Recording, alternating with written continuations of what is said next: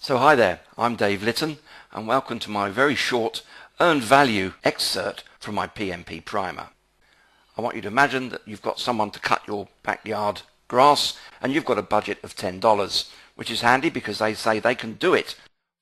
So all is well. 30 minutes later you check out how they're doing and find they've finished 50% of it. Well, so far then, how much have they earned? Well, they've earned 50% of the $10, which is $5 of course. Suppose, however, you came and saw how they're doing 30 minutes into the 1 hour and you found this situation where they've cut about a third of it, well, in which case all they've earned is a third of $10, around $3. And if you wanted to predict how long they're going to take, it's clearly going to take longer than an hour because they haven't done much work and they're halfway through the hour. Plus, of course, it's likely that they're going to charge you much more. So in other words, you're pretty sure it's going to be late and over budget. How about this scenario, where 30 minutes into it they seem to have cut well over 2/3 of it? How much will they have earned? Well, 2/3, of course, of $10. Let's say $7. And what would your prediction be here? Well, since it's taken them 30 minutes to get this far, they'll probably finish it in another 10 minutes. So they'll come in early, and of course, since they're charging $10 an hour, it'll cost you less. So in this case, you could predict it's going to be finished early and cost you less than $8. Fine and dandy, that's the principles here of earned value. What you might be familiar with your project, however, is a Gantt chart. These are tasks showing so many weeks in duration, and we've assigned people to them. The first task, task A, has got 4 people working full-time over a 4-week period. If you looked at cumulatively, at the end of the first week, they were planned to have carried out 4-person weeks of effort. By the end of the week after that, 8-person weeks worth of effort, and so on and so forth. What you would have as a histogram is something like this. This is 4-person weeks, this is another 4-person weeks, giving you 8-person weeks, and so on and so forth. If we now assume they charge us so many $100 for a week, then we could convert that to a cumulative cost graph, often called a spend plan. The right name for it is a cumulative S-curve. It's this which we can use for earned value. Now, in the PMP exam, there are 13 key formulas to memorize. But here's your first problem. You're probably familiar with having a planned cost and then finding out how much it's actually cost. The difference between these two would suggest one of two things. Either the fact that you're going to be underspending because it's not costing you as much as you'd originally planned, or is it behind schedule? For example, it's cost less because they haven't done as much work, so you're going to finish late. And the problem is that's ambiguous, which is why you need an extra element called earned value. And this would look something like this. Here's your planned cost, here's your actual cost, here's your earned value. The secret of using earned value is to use earned value as your frame of reference. Start with what you've got and then look at the other 2 metrics, planned cost and actual cost, in relationship to earned value to determine what the future looks like. A simple formula, if you remember the backyard grass example, earned value is percentage complete times budget. 50% complete, budget is $10, they've earned $5. And if you turn that formula around, you can get percentage complete equals earned value divided by budget. Another formula for you to remember, but it's not hard to understand, I'm sure.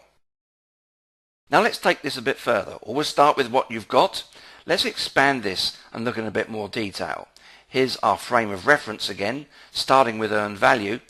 What we know from this is the cost variance is the difference between earned value and the actual cost, whereas the schedule variance is the difference between earned value and the planned cost. Both must be done relative to earned value. Now remember, this is on a graph showing, in this case, dollars. So the dollar value of this is less than the planned cost and is less than the actual cost. So we can immediately determine, because planned cost is higher, that we're going to come in behind schedule, and because actual cost is higher than earned value, we're going to overspend. And that's pretty much the secret. Not so hard, is it? Now, so we've got 2 variances. Positive variances are good because the difference between earned value and planned cost or actual cost will mean that you're either underspending or you're ahead of schedule, and negative variances are bad, which means you're overspending and behind schedule. However, imagine the difference between planned cost and earned value is $100. What exactly does $100 behind schedule actually mean? I know what $100 overspent means, but not in terms of schedule. So we'll need to take this the next step. Before we do, let's look at a few simple examples of this. Starting with top left, here you can see earned value, like before, is less than actual cost and planned cost, showing and predicting that your project's going to come in late and overspent. Here in the top right, earned value is higher than planned cost and actual cost, showing you're going to come in early and your project's going to underspend. Bottom left, here earned value is between the two. Actual cost is higher, so you're predicting you're going to overspend, but planned cost is a lower value than earned value, so you're going to come in ahead of schedule. And finally, another example, earned value is in the middle, planned cost is higher. That means you're going to come in late because the planned cost gives you schedule information, and actual cost is less than earned value, so you're underspent. So let's look at some important indices and variances. Don't worry, they're very straightforward, and here's a little mental trick. They always start with earned value. Now, performance indices comes in two flavors. Cost Performance Index, CPI. You need to remember this. Remember it's earned value divided by actual cost. Use the C in CPI to remind you it's earned value divided by actual cost.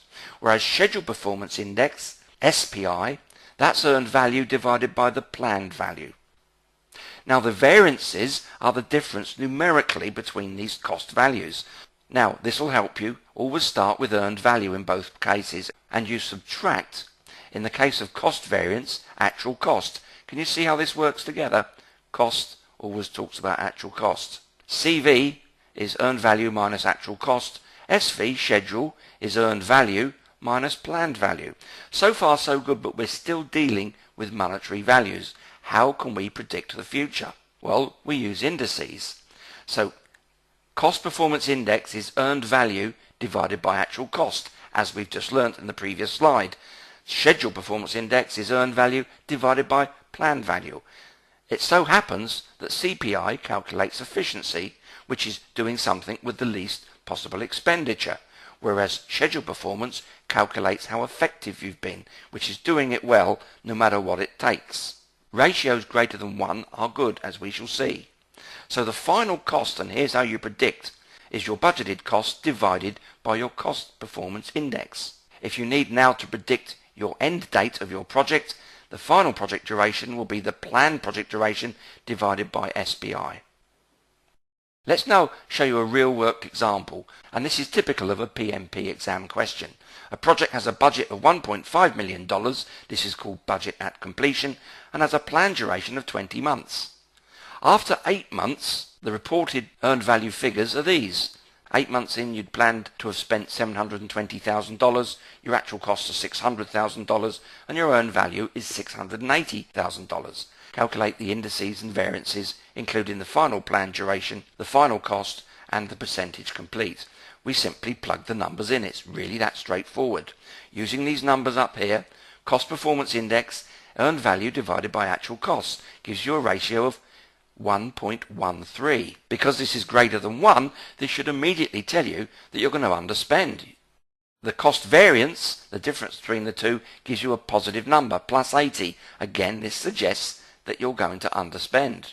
When it comes to schedule index, earned value divided by planned cost, again, just plug in these numbers in up here, we get 0.94. That suggests we're going to come in late. When we look at the schedule variance, sure enough, it's a negative number, corroborating that fact. But let's be very precise and find out exactly what those numbers are. So your final cost is budget at completion, that's your original budget of 1.5 million, divided by the Cost Performance Index. Plug the number in and you'll find it's 1.32 million. Now the budget was 1.5, so you're going to come in under budget. When it comes to your planned duration, again it's the planned duration divided by SPI, the schedule, and this gives you 21.27 months. So since the planned duration was 20 months, you're going to come in something like 5 or 6 weeks late.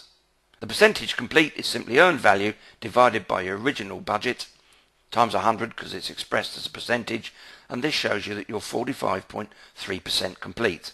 In summary, a CPI greater than 1 or a positive CV indicates the project will come in under budget. The final cost shows an underspend of $180,000, which supports that figure. Whereas a SPI less than 1 or a negative SV indicates the project will come in late. And sure enough, we can prove here that it's going to come in some 5 to 6 weeks later than originally agreed. And that, my friends, is how you do earned value in less than 10 minutes flat.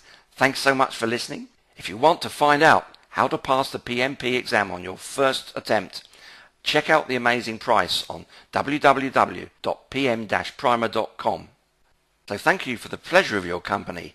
I hope to see you again, so it's goodbye from me, Dave Litton.